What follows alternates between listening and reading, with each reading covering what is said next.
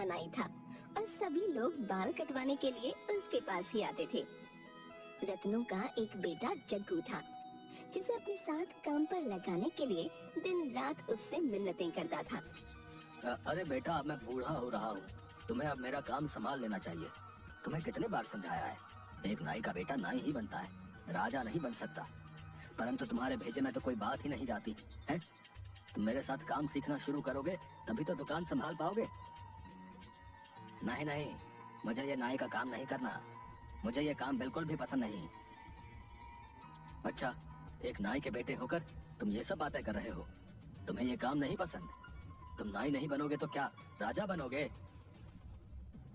बाप बेटे में आए दिन यही खटपट चलती रहती, परंतु जग्गू किसी भी तरह से अपने बाप का काम संभालने के लिए तैयार नहीं था। वो हमेशा मन ही मन सोचता कि किस तरह वो इस काम से पीछा छुड़ाए। रोज की बहस से तंग आकर आखिर एक दिन जग्गू घर छोड़कर चला जाता है। जग्गू अपना गांव छोड़कर दूसरे गांव की तरफ चल देता है और मन ही मन सोचता है, मैं इस गांव को ही छोड़कर चला जाता हूँ। किसी दूसरे गांव में जाकर नई जिंदगी शुरू करूंगा, जहाँ मुझे कोई न जानता हो। वहाँ मैं किसी को नहीं बताऊंगा कि मैं एक नाई का बेटा हूँ। इस तरह चलते चलते जग्गू अपने गांव से काफी दूर एक अजनबी गांव में पहुंचता है। सामने उसे एक मंदिर दिखता है। जग्गू मंदिर के अंदर चला जाता है।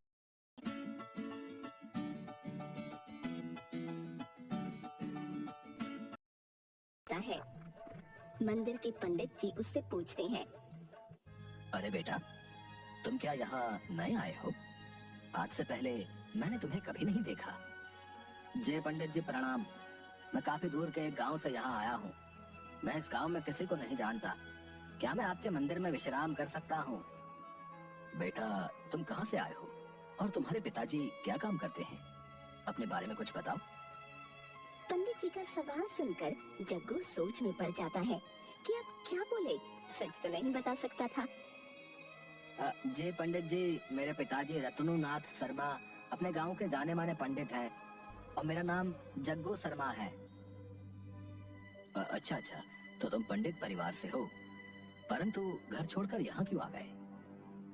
मैं अपने घर से दूर रहकर कुछ सीखकर अपने बलबूते पर कुछ करना चाहता हूँ, परंतु अभी मेरी समझ में कुछ नहीं आ रहा कि मैं कहाँ जाऊँ। देखो बेटा, पीछे ही मेरी कुटिया है। मैं वहाँ अकेला ही रहता हूँ और इस मंदिर की देखभाल भी मैं ही करता हूँ। तुम चाहो तो मेरे साथ रह सकते हो। तुम इस मंदिर का सारा काम संभाल लेना, जैसे कि इसकी साफ सफाई, पूजा वगैरह की तैयारी। मैं तुम्हें सब कुछ सिखा दूंगा। पंडित जी की बातें सुनकर जग्गू बहुत खुश हो जाता है और मन ही मन सोचता है, लगता है तीर निशाने पर ठीक लग गया है। इस पंडित को कोई शक नहीं हुआ और ये मुझे भी पंडित ही समझ रहा है। बस फिर क्या था, अगले ही दिन जग्गू ने अपना भेष बदलकर पंडितों जैसा कर लिया। सिर पर चोटी, धोती कुर्ता और माथे पर तिलक और गले में माला। पंडित जी के साथ मंदिर में काम करने की वजह से सभी लोग उसे पंडित ही मानने लगे और वो भी पंडित जी के साथ रहते रहते पूजा की सारी विधियां, मंत्र उच्चारण, आरतियां सब सीख गया।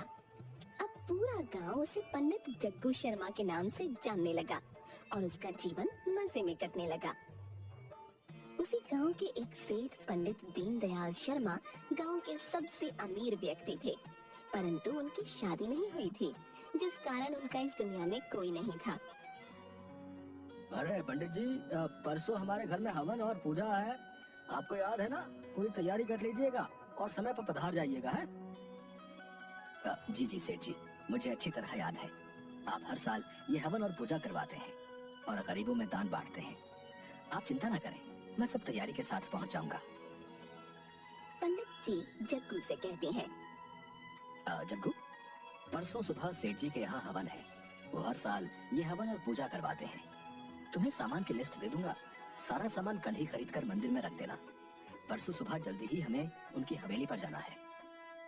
नियमित समय पर पंडित जी और जग्गू सेठ जी की हवेली पर पहुंच जाते हैं।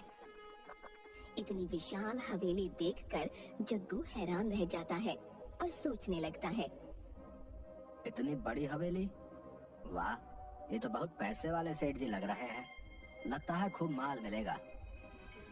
पंडित जी और जग्गू सेठ के यहाँ बहुत अच्छे से पूजा और हवन संपन्न करते हैं। जग्गू को इतनी निष्ठा से पूजा और सभी कार्य करते देख सेठ जी पंडित जी से पूछते हैं, ये लड़का कौन है? पहले तो इसे कभी नहीं देखा। हाँ सेठ जी, कुछ ही दिन पहले ये मेरे पास आया है। पंडित घराने से ही है। इसके पिता भी अपने गांव के पंडित हैं। बहुत ईमानदार और मेहनती लड़का है। जग्गू को जब पता चलता है कि सेठ जी का इस दुनिया में कोई भी नहीं है, उसके दिमाग में एक तरकीब आती है। किसी भी तरह ये सेठ जी को बातों में फंसाकर इनके घर में अपनी जगह बनानी होगी। क्योंकि जग्गू काफी चालाक किस्म का लड़का था, वो सेठ जी के यहाँ आना जाना शुरू कर देता है। किसी भी बहाने से वो अक्सर सेठ जी के यहाँ आता और उनसे ऐसी मीठी मीठी बातें बनाता कि कुछ ही दिनों में सेठ जी उसे बहुत पसंद करने लगे। एक दिन पंडित दीनदयाल मंदिर में दर्शनों के लिए आते हैं, तो वापस जाते समय सीढ़ियों के पास उनकी सोने की चेन गिर जाती है। उस पर जग्गू की नजर पड़ती है तो उसके मन में लालच आ जाता है, परंतु दूसरे ही पल में सोचता है, यदि ये सोने की चेन मैंने सेठ जी को लौटा दी तो उनके मन में मेरे प्रति विश्वास और जाग जाएगा। ये अच्छा मौका है दिल में अपनी जगह बनाने का। बस यही सोचकर वो तुरंत चेन उठाकर सेठ जी को सौंप देता है। अरे रुकिए सेठ जी, ये देखिए आपकी सोने की चेन यहाँ गिर गई है। अरे सच में ये तो मेरी ही है। मुझे पता ही नहीं चला ये कब गिर गई। भाई तुम बहुत ईमानदार लड़के हो, वरना कोई और होता तो इतनी महंगी चेन कभी वापस नहीं करता। कुछ दिनों के बाद जग्गू मन ही मन एक प्लान बनाता है और एक व्यक्ति को 500 रुपए देकर कहता है, देखो तुम्हें मेरा एक छोटा सा काम करना है। पंडित दीनदयाल रोजाना सुबह मंदिर आते हैं। उस समय उनके साथ कोई नहीं होता, तो जब वो मंदिर से निकले थोड़ी दूर जाने पर उन्हें रास्ते में रोककर उनसे उनका बटुआ छीन लेना। तभी मैं वहाँ आ जाऊंगा और तुमसे लड़ने लग जाऊंगा। तुम मुझे नकली मुक्के और लात मारना, बदले में मैं भी तुम्हें मारूंगा और तुम वहाँ से भाग जाना। अगले दिन पंडित दीनदयाल जब मंदिर से निकलते हैं, तय समय के अनुसार वो गुंडा वहाँ आता है और वही करता है जो जग्गू ने कहा। जग्गू तुरंत वहाँ पहुंचकर उस व्यक्ति से लड़ने लगता है और सेठ जी पर अपना प्रभाव बढ़ाने के लिए उस व्यक्ति से झूठ मूठ मार भी खाता है और सेठ जी का पर्स वापस लेकर उस आदमी को वहाँ से भगा देता है। बस इस घटना के बाद तो सेठ जी के मन में जग्गू के प्रति बहुत प्यार और विश्वास जाग जाता है और वे उसे पसंद करने लगते हैं। अगर आज ये लड़का ना होता तो न जाने क्या होता। भला हो इसका। पंडित दीनदयाल शर्मा एक दिन मंदिर के पंडित जी को अपने पास बुलाते हैं और उनसे कहते हैं, अब देखिए पंडित जी, मैं आपसे एक बात कहना चाहता हूँ। मुझे ये लड़का जग्गू बहुत ही पसंद है। ये काफी ईमानदार और अच्छा लड़का है और फिर पंडित परिवार से भी है। मैं तो अब बूढ़ा हो रहा हूँ, मेरा कोई वारिस नहीं है। मैं सोच रहा हूँ कि क्यों ना इस जग्गू शर्मा को गोद ले लूं और इसे अपना बेटा बना लूं। ये बात सुनकर पंडित जी हैरान हो जाते हैं, परंतु खुश भी होते हैं। अरे सेठ जी, लड़का तो सच में हीरा है, हीरा। यदि आप इसे अपनी शरण में ले लें तो इसका जीवन सुधर जाएगा।